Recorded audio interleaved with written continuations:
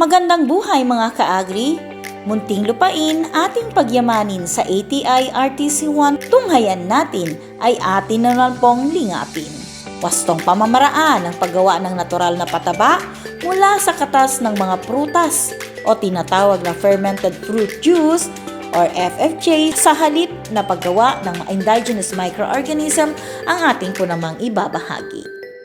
Ang fermented fruit juice o FFJ ay mula sa mga prutas na binuro sa molasses o pulang asukal sa loob ng 7 hanggang 10 araw. Ang mga hinog na prutas ay nagtataglay ng phosphorus at potassium na nagpapahusay sa pamumulaklak hanggang sa mamunga ang halaman na siya namang nagpapatamis sa mga bunga nito. Pinapabuti ng fermented fruit juice o FFJ ang kondisyon ng lupa at nagbibigay ito ng sustansya na kailangan ng halaman. Pinapabilis nito ang pagsipsip ng sustansya kaya mas mabilis magamit ng halaman ang nutrisyon na taglay nito. Paano ang wastong paggawa ng fermented fruit juice o FFJ? Tunghayan na!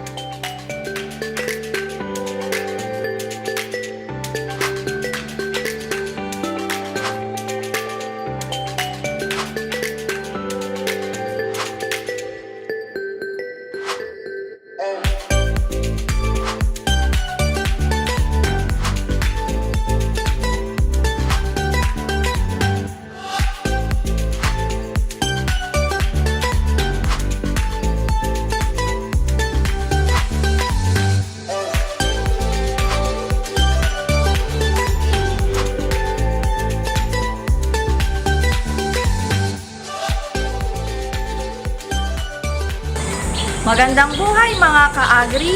Samahan po ninyo ako sa paggawa ng fermented fruit juice or FFJ. Bago po natin simulan, ay tiyakin po muna natin na malinis po ang ating area, mga kasangkapan na gagamitin at iba pang materyales. At kailangan suot po natin ang ating pangunahing PPE.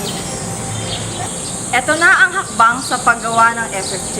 Ang mga sangkap na gagamitin po natin ay 1 kilo ng iba't ibang klase ng prutas katulad po ng saging na saba, papaya, at kalabasa dahil meron silang pinakamataas na potassium content.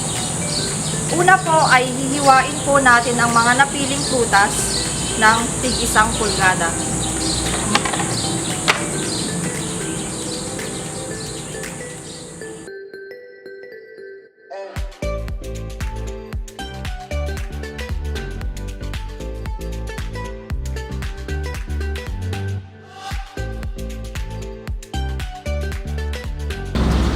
Pagkatapos po natin hiwain, ang ating mga sangkap ay ilagay na po natin sa malinis na lalagyan.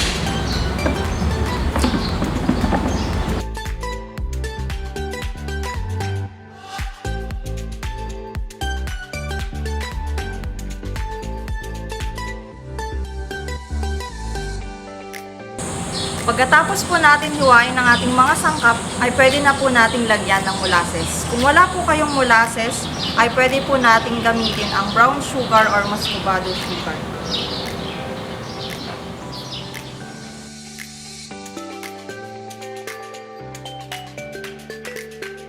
Gumamit po tayo ng stick or ladle para panghalo po sa ating mga sangkap.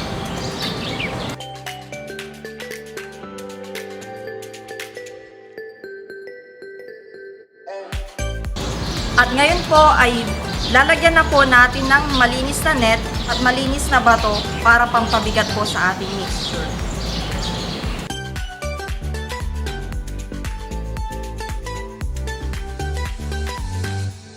Gumamit po tayo ng malinis na basahan at punasan po natin ang bawat gilid ng ating lalagyan para makaiwas sa kontaminasyon.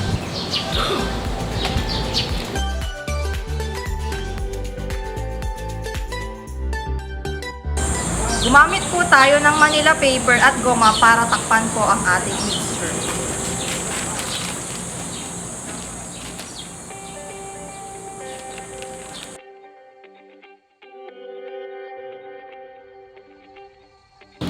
Lagyan po natin ng label gamit po ang ating marker, at tape para alam po natin kung anong uri ng concoction ang ginawa po natin, petsa kung kailan po natin ginawa at petsa kung kailan po natin aanin.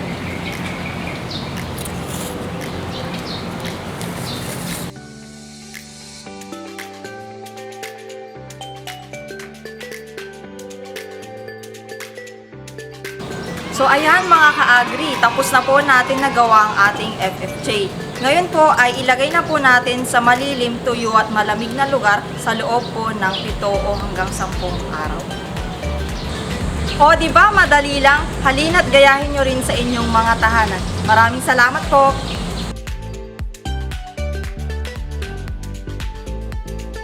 Paano ang paggamit ng fermented fruit juice? Ihalo lamang sa 2 kutsara ng FFJ sa bawat litrong malinis na tubig.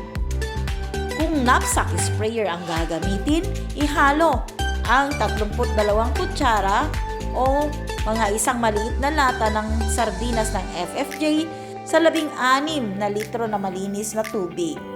I-spray sa mga dahon ng nakatayong halaman o sa lupa.